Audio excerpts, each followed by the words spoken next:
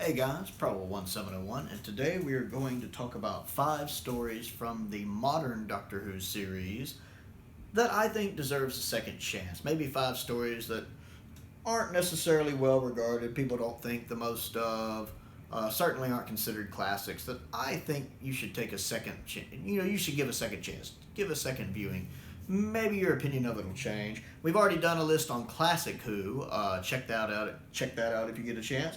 Today we're going to be doing modern Who, and number 1 on the list is series 3, Gridlock. I really like Gridlock. I've talked before on the channel how I think Gridlock's very underrated. I love it's got the actor from My Hero in it playing Brannigan. I like him. I love Martha in this episode. I like that Martha's a very strong character. We really see her grow over the course of her journey. But I like that she doesn't take crap from the Doctor either. I like how she takes charge of the situation when she's kidnapped. She kind of takes over when they're in trouble, telling them, no, we need to do this, we need to do this, we need to stop, we need to go. She really does step up to help these 2 people who abducted her. I like the fact that her and Ten already have a pretty nice little bond going.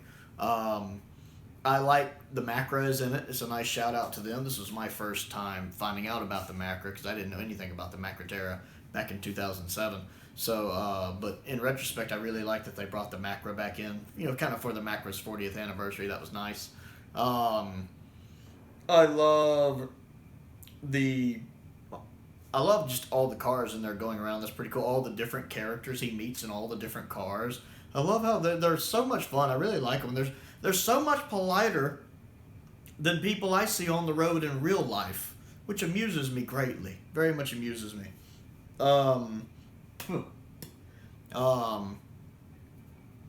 I like the ending scene with the face of Bo. That's very beautiful.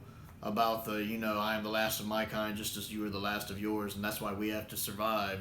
Don't go. Which is really Martha's first time learning that, the Doctor is the last of his kind.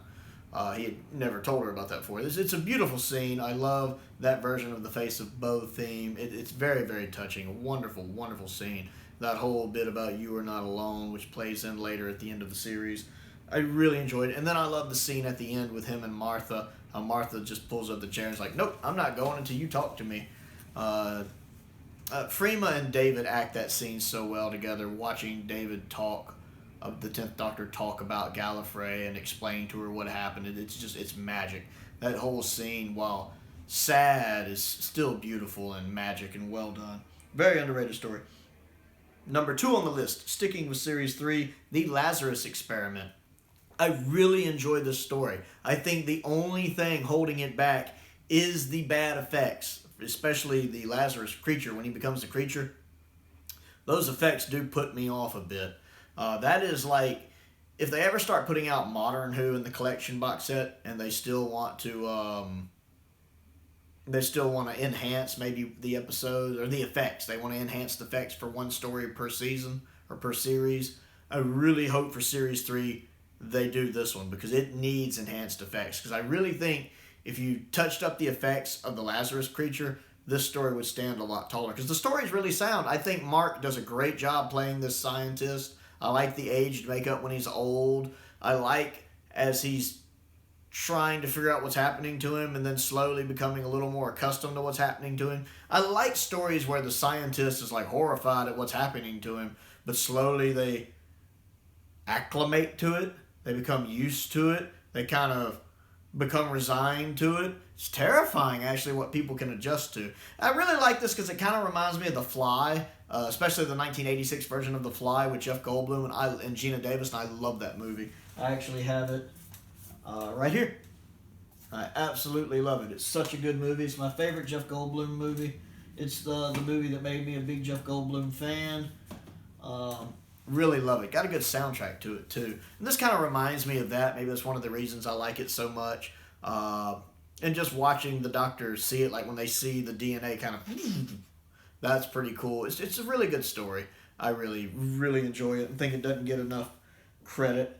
For number 3, I was going to put The Long Game, but I just talked about The Long Game recently in another video, so I didn't want to just jump on that again. Matter of fact, the video was Doctor Who stories I don't talk about much. But I do think The Long Game is one that deserves a second viewing. It's really, really good. But instead, we're going to go with Unicorn and the Wasp. I really like this one. I've talked about it before. Much like the Crimson Horror, they both fall in the category of stories that are just meant to be fun. Little side notes, little. I don't want to say filler episodes because I feel like that's doing them a disservice. But they do stand on their own. They're not meant to be taken super seriously. They're not meant to be, Genesis of the Daleks or Caves of Androzani or Blink.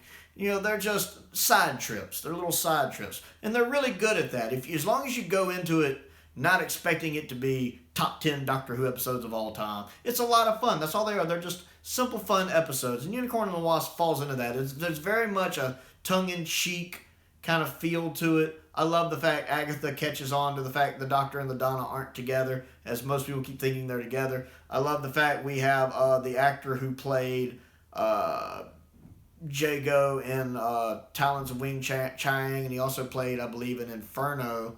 I like the fact he is back in this. I love when they sneak in classic Who actors in modern Who.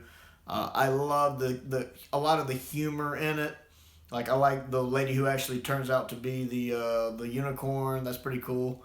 I like just the silly absurdity of the actual story. Someone can turn into a giant wasp. I mean, it's silly when you think about it. But it's done in that tongue-in-cheek way that it's not doing it as a caricature, but it's not 100% taking it seriously. It straddles that line really well.